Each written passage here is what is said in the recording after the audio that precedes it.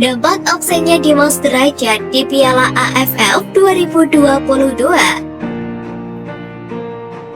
Pertama, kehilangan pencetak gol utama timnas.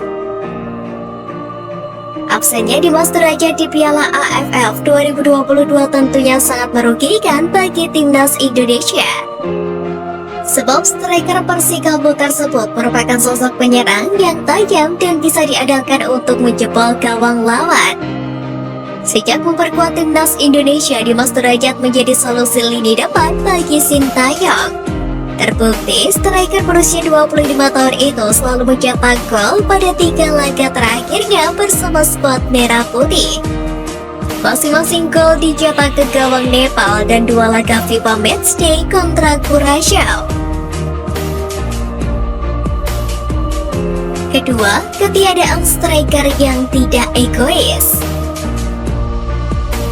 Selain kapasitas konversi golnya yang mumpuni, Dimas Derajat juga dikenal sebagai sosok penyerang yang tidak egois untuk menelan setiap peluang.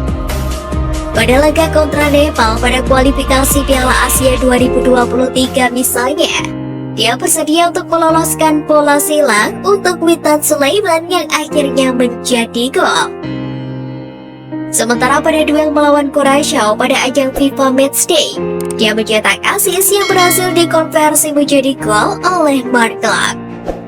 Hal itu membuktikan betapa Dimas bersedia untuk memberikan peluang untuk rekannya yang lain.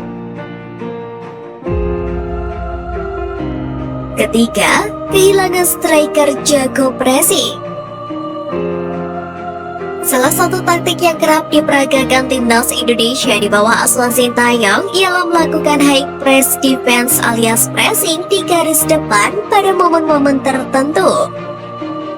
Dimas Derajat sebagai seorang striker menjadi salah satu pemain yang berfungsi untuk mengeksekusi skema-skema pressing tersebut. Meskipun posisinya sebagai penyerang di posisi nomor 9, mantan pemain PSMS Medan itu kerap membantu rekan-rekannya dalam mengejar bola. Karakter pekerja keras itulah yang menjadi salah satu keunggulan Dimas Derajat, sehingga menjadi pemain kesayangan Sintayong di timnas Indonesia.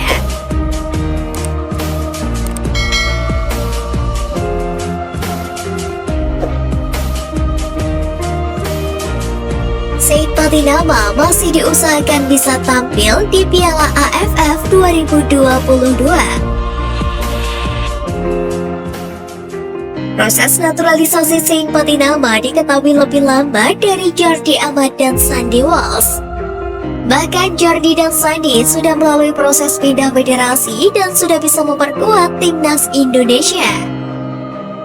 Sebelumnya, Said Patinama terlambat menyusul Jordi dan Sandy lantaran masih dibutuhkan klubnya untuk tampil di Liga Norwegia. Meskipun begitu, Menpora Zainuddin Amali menjelaskan jika proses naturalisasi masih berjalan. Pihaknya berharap jika pemain berusia 24 tahun tersebut bisa membela timnas Indonesia di Piala AFF 2022 bersama Jordi Amat dan Sandy Walsh.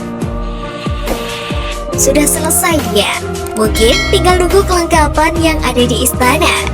Kita berharapnya tampil di Piala AFF seperti Jordi dan Sandy, ucap Zainuddin Amali. Untuk itu proses naturalisasi terus diusahakan, sebab Said Patinama masih menunggu keputusan Presiden terkait naturalisasi keluar dan menjalani sumpah WNI. Di lain sisi, Sintayong sendiri telah memiliki banyak pilihan pemain di timnas Indonesia termasuk 3 pemain keturunan, yakni Jordi Amat, Sandy Walsh, dan Elkan Bagot, serta 2 pemain naturalisasi, yakni Mark Clark dan Ilyas Pasojevic yang baru saja mendapatkan panggilan timnas Indonesia untuk menggantikan Dimas Derajat yang mengalami cedera.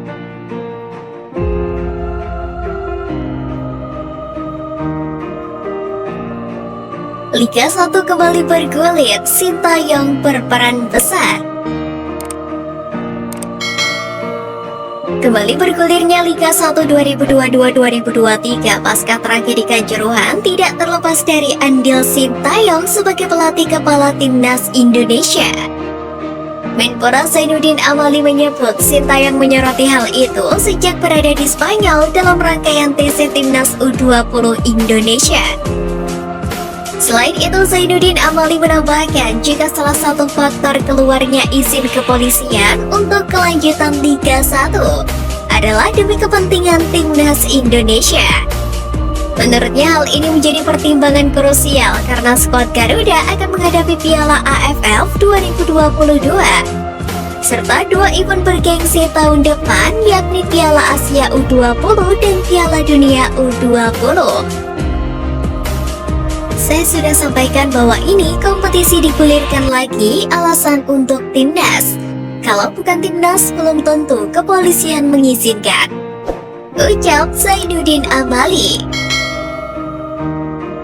Liga 1 2022-2023 akhirnya dipastikan bergulir mulai 5 Desember dan akan mengakhiri putaran pertama hingga akhir bulan Desember ini. Atas dasar itulah Menpora menjamin jika semua klub akan melepas pemainnya demi Piala AFF. Sementara itu, Sintayong sendiri sempat mengkritik kondisi kebugaran punggawa Garuda kurang maksimal saat bergabung dalam pemusatan latihan imbas tidak adanya kompetisi. Pelatih asal Korea Selatan tersebut tak ingin kejadian itu terulang kembali di skuad Timnas U20 Indonesia yang telah dikembalikan ke klubnya masing-masing. Sebab skuad Garuda Nusantara telah menunjukkan perkembangan yang positif dalam rangkaian TC di Eropa beberapa waktu lalu.